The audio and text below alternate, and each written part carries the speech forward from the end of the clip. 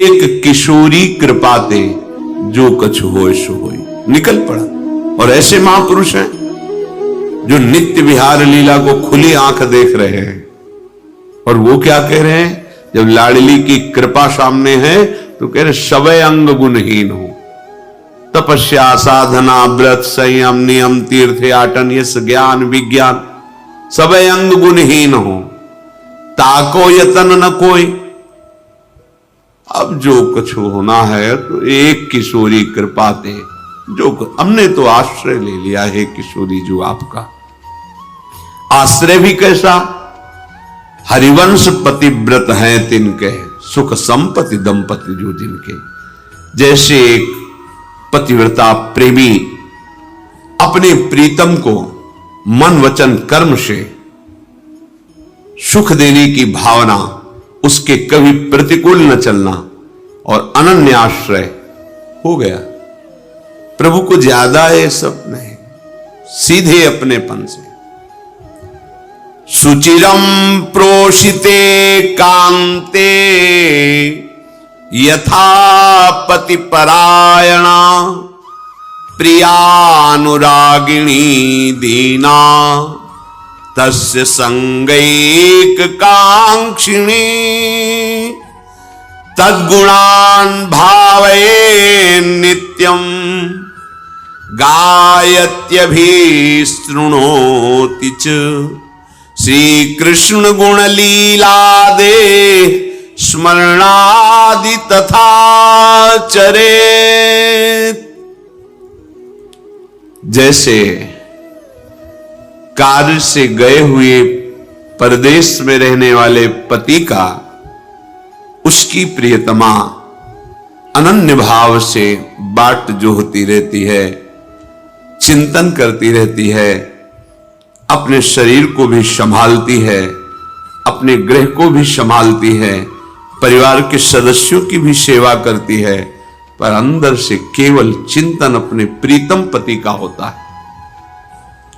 ऐसे ही उपासक जब एकमात्र सारा व्यवहार हो रहा है, घर परिवार नौकरी सब, पर हृदय की दशा उस पतिव्रता पत्नी की तरह है। वो शोहनी लगा रही, सब कार्य कर रही, पर चिंतन अंदर से अपने प्रीतम। बाहर निकलकर दरवाजे के देखती है, सूचना ही आ जाती, कोई पत्र ही भेज देते, ऐसा तो नहीं क्यों आ रहे हैं। बार बार उनका चिंतन, बस यही उपासक की धरा है, प्रेम मार्ग के उपासक के। अनन्यता, मन क्रम वचन त्रिशुद्ध सकल मत, हम श्री हित हरिवंश उपासी। मन से, वचन से, कर्म से एकमात्र हम प्रिया प्रीतम के। ये अंदर से निश्चय, यही निश्चय नहीं हो पा रहा, इसलिए सब गड़बड़ हो जाता है। हम निश्चय नहीं, हमारे निश्चय में बैठा हुआ हम स्त्री, हम पुरुष, हमारे निश्चय में बैठा हुआ है भोगों की सुख वृत्ति, शरीर के संबंधी स्नेही, लौकिक सुखों की संग्रह वृत्ति। इसीलिए यह अध्यात्म समझ में नहीं आता है।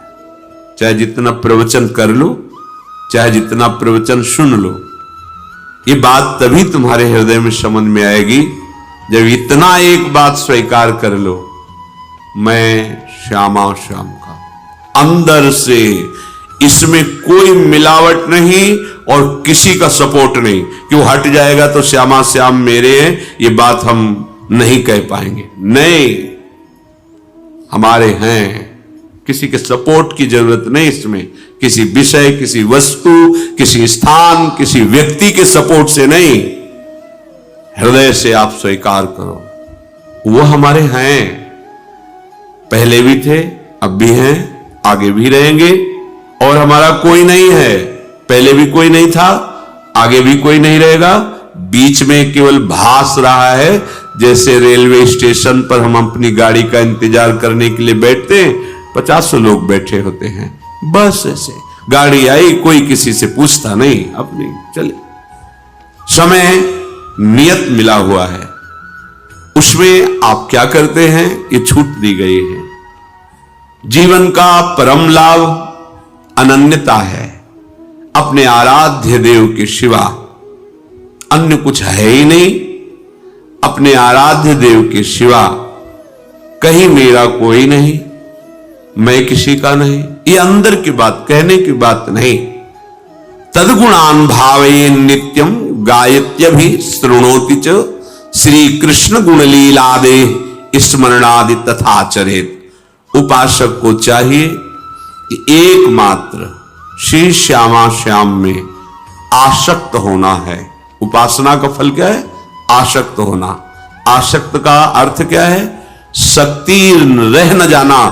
हम चाहे भी तो हमारा मन प्रिया प्रीतम को भूल नहीं सकता, इसे आसक्ति कहते हैं। हमारी शक्ति ही नहीं रह गई कि हम इनसे बिलग रह सके, धाम के बिना जी सके, नाम के बिना जी सके, उपासना के बिना, उपास्य देव के बिना। पर आप ये समझ लो कि माया इतनी प्रचंड है, थोड़ा सा भी छिद्र पाएगी तो प्रवेश कर जाएगी, 1 मिनट में सब विध्वंस कर देगी। चिल्लाते रह जाएंगे, ए बचो बचो बचो, ए गया, पकड़ में नहीं आएगा। ये अनन्यता हृदय में धारण कर लोगे ना। कई बार सत्संग में आप लोगों से प्रार्थना करते हैं, कोई एक निष्ठा पकड़ लो जिसको आजीवन पुष्ट करते रहो। गुरु निष्ठा, धाम निष्ठा, इष्ट निष्ठा, वेश निष्ठा, कोई तो एक पकड़ लो। नहीं, बस मन निष्ठा है, मन जो कहेगा वही हम करेंगे, इसके अलावा फिर ये उपासना है। उपासना का मार्ग उसी को पुष्ट होता है जो निष्ठावान होता है। ये परमार्थ है, ये अध्यात्म है, इसमें निष्ठा काम करती। बिगड़ी जन्म अनेक की, वही सुधरे आज बस एक ठसक लाओ, होय राम को, मैं प्रभु का, और जिनके हो उनका नाम जप करो। जितने कुमार्गगामी प्रवृत्ति हैं उनका त्याग हो जाएगा इसी नाम बल से। आप पहुंच गए जहां पहुंचना था, आपको अनुभव हो जाएगा। पर यदि अंतर्मुखता छोड़कर बहिर्मुखता धारण करोगे, प्रभु से अपनापन छोड़कर अन्यत्र अपनापन धारण करोगे, तो समय चाहे जितना आप लगा लो, अनुभव कुछ नहीं होगा और विश्राम भूमि आपकी विषय भोग ही होगी। ये शब्द याद कर लो। विश्राम मन को भोगों में ही लगेगा और वहां विश्राम है नहीं। विश्राम तो श्री वृंदावन विश्राम, सब सोहित निष्कामति श्री वृंदावन विश्राम। श्री राधा वल्लभ लाल को हृदय ध्यान मुख नाम। इसलिए विनय है, प्रार्थना है कि आप जिसे देख नहीं पा रहे, वो महान भयावह समय नजदीक आता चला जा रहा है। कल का दिन गया, रात्रि भी गई, ये भी सेकंड जा रहा है और नियत संख्या की श्वासें हैं। नियत टाइम, बिल्कुल 1 सेकंड भी आगे आपको अवसर नहीं मिलेगा। इसे मनोरंजन में नहीं, इसे प्रभु का स्मरण करने में लगाओ तो तुम्हें जो चाहिए सुख वो मिल जाएगा। नहीं तो समय जा रहा है रफ्तार से। तुम्हें लग रहा है कि आज हमारा बर्थडे है, हम बड़ा उत्सव मनाए, 1 साल और हमारा प्लस हो गया। प्लस नहीं हुआ, माइनस में गए तुम। अब मृत्यु के समय में जितना रह गया था उससे 1 वर्ष गया। अब पता नहीं कौन सा मिनट है। बैठ करके हरि स्मरण कर लो तो तुम्हारे जीवन की सार्थकता हो जाएगी। बैठने का तात्पर्य उनके चरणों का आश्रय ले लेना। हरि चरण उपासना, अपने आराध्य देव के समीप रहना। कैसे? चिंतन के द्वारा। नाम, रूप, लीला, धाम, यही हमारे चिंतन का विषय है। इसलिए सावधान, अपने जीवन को व्यर्थ के दिखावे में, व्यर्थ की वाहवाही में, व्यर्थ के भोगों में नष्ट ना कीजिए। हम ये नहीं कह रहे कि तुम एकदम परम त्यागी बन करके, ऐसा नहीं कह रहे हैं। कोई कठिन नहीं परमार्थ। कठिन उनके लिए है जो गुरुजनों की बात नहीं समझते, अपने मनमानी आचरण करते, तो फिर भगवत प्राप्ति कठिन है। आपसे सच्ची कहते हैं, हमारे हृदय की विश्वास की बात। कोई भजन आपसे न हो, कोई साधना न हो, आप धाम में पड़े हैं तो हमारा शब्द याद कर लीजिए, आपको भगवत प्राप्ति होगी। ये धाम है, धाम। पर होता क्या है, जिसे हम मना करते हैं कि वैष्णव अपराध मत करना, मात्र केवल ये वैष्णव धाम है अपराध मत करना, हम वही कर देते हैं। और भले अपराध न बने लेकिन वो अपराध जरूर करते हैं। वैष्णव निंदा, वैष्णव अपमान, गुरु द्रोह, उनकी अवज्ञा, फिर दाम बर्दाश्त नहीं कर पाता।